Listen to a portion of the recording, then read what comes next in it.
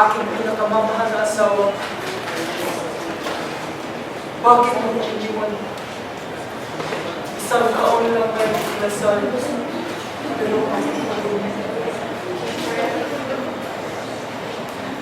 gusto ng aking ina na ako'y maging isang pa. Pero hindi ko gusto. Mas pinili ko ang aking pinakamamahal.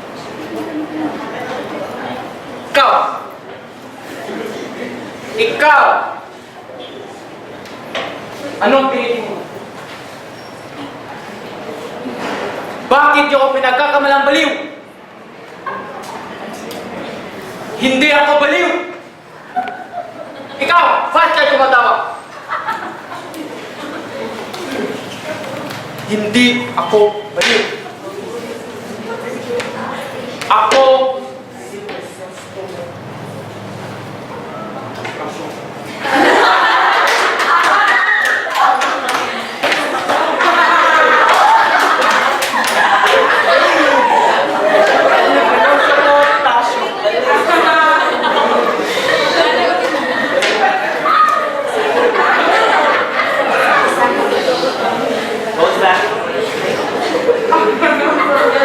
nang namatay ang aking asawa,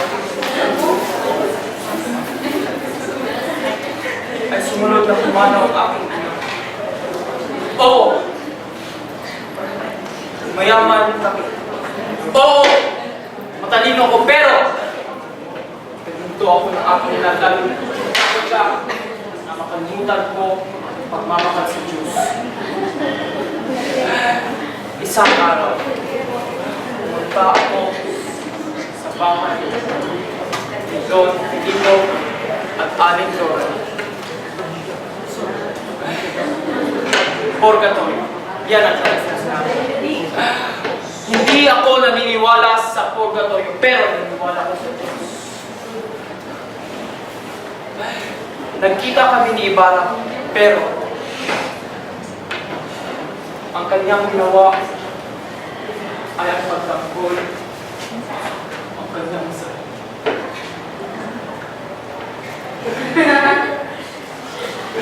Magkaiba kami ng paniniwala. Ang kanyang paniniwala ay ang sasagipin siya ng gobyerno.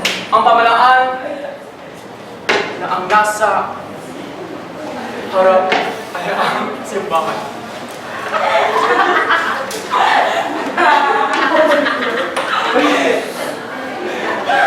Ano ito na? Naliligo ko. Lahat ito. Unos!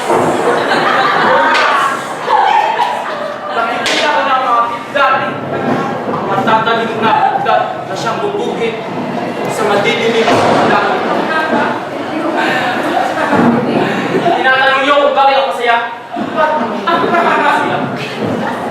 Ang unos ang siyang tatapos sa malintik na tao, siyang umubos sa pera ng mga Pilipino, siya nagpapahirap sa ating inang bayan.